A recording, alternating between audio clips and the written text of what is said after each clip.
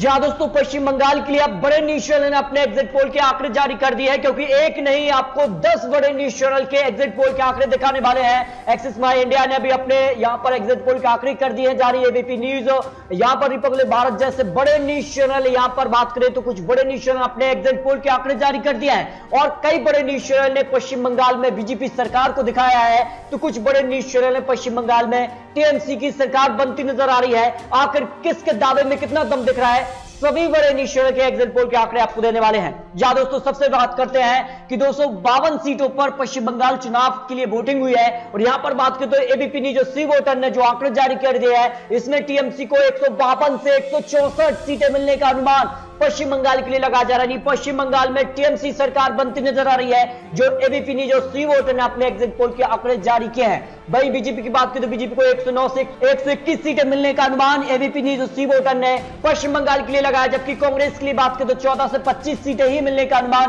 कांग्रेस गठबंधन को लगाया है। इसके अलावा एबीपी न्यूज ने असम के लिए भी अपने एग्जिट पोल के आंकड़े जारी किए हैं। असम की बात करें तो बीजेपी को 58 से 71 सीटें मिलने का अनुमान लगाया जा रहा है, जबकि कांग्रेस गठबंधन के लिए 53 से 66 सीटें। आपको बता दें कि असम के लिए 64 सीटों पर पूर्ण बहुमत की सरकार आती है, उस आंकड़े तक बीजेपी पहुंच नजर आ रही है। वहीं तो कांग्रेस भी यहां पर उस आंकड़े तक पहुंचता नजर आ रहा है। यानी असम में एबीपी न्यूज और सी वोटर ने जो एग्जिट पोल के आंकड़े जारी कर दिए हैं, उसमें कांटे का मुकाबला देखने को मिल रहा है। इसके अलावा केरल में भी यहां पर बात करें तो लेफ्ट गठबंधन की सरकार बनती नजर आ रही है, जो आंकड़े यहां पर निकल कर आए 71 से 77 सीटें लेफ्ट गठबंधन के लिए, जबकि कांग्रेस के लिए 62 से 68 सीटें मिलने का अनुमान यहां पर केरल के लिए एबीपी न्यूज और सी वोटर ने लगाया। अब कुछ और बड़े न्यूज चैनल के आंकड़े आपको दिखाते हैं। टीवी9 पोल स्टार का जो एग्जिट पोल का आंकड़ा है, इसमें टीएमसी को 142 से 152 सीटें मिलने का अनुमान है, जबकि बीजेपी को 125 से 135 सीटें मिलने का अनुमान है। लेफ्ट गठबंधन की बात करें तो 16 से 26 सीटें मिलने का अनुमान लगाया जा रहा है। इसके अलावा टाइम्स नाउ सी वोटर का एग्जिट पोल का आंकड़ा क्या कहता है, 158 सीटें यहां पर ममता बनर्जी के खाते में जाती नजर आ रही, जबकि बीजेपी की बात करें तो बीजेपी को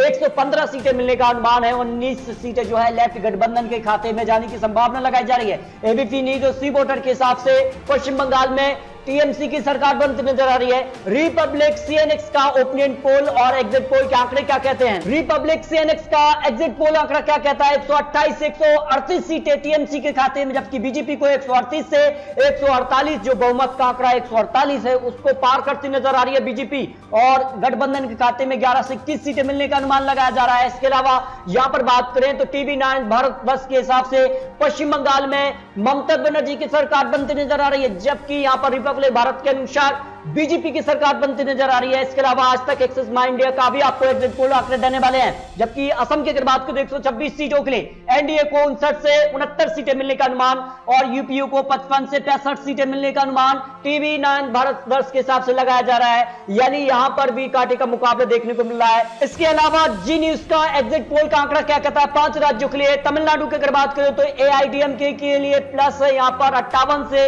68 सीटें मिल रही हैं, जबकि डीएमके कांग्रेस गठबंधन की तमिलनाडु में सरकार बनती नजर आ रही है। 160 से 170 सीटें मिलने का अनुमान तमिलनाडु में लगाया जा रहा है, जबकि अन्य के खाते में 4 से 6 सीटें मिलने का अनुमान है। इसके अलावा अगर बात करें तो पश्चिम बंगाल की 252 सीटों पर बीजेपी को 138 से 148 सीटें मिलने का अनुमान है, जबकि एबीपी न्यूज हिसाब से यहां पर टीएमसी की सरकार बनती नजर आ रही है। इसके अलावा आज तक ने भी अपने एग्जिट पोल के आंकड़े जारी कर दिए हैं। सबसे पहले बात करते हैं असम की 126 सीटों पर आज तक एक्सिस माई इंडिया ने अपने यहां पर आंकड़े जारी किए हैं, और इस हिसाब से असम में 126 सीटों में से यहां पर बात करें तो बीजेपी को 75 से 50 सीटें मिलने का अनुमान लगाया जा रहा है, जबकि कांग्रेस प्लस के लिए 50 से 40 सीटों तक यहां पर कांग्रेस सिमट रही है। यानी असम में बीजेपी अपनी सरकार बनाती नजर आ रही है, जो आज तक ने अपना एग्जिट पोल के आंकड़े जारी किए हैं। इसके अलावा तमिलनाडु के लिए भी आज तक ने अपना एग्जिट पोल आंकड़ा दे दिया है, जिसमें अगर बात करें तो 234 सीटों में से यहां पर डीएमके के लिए यहां पर 38 से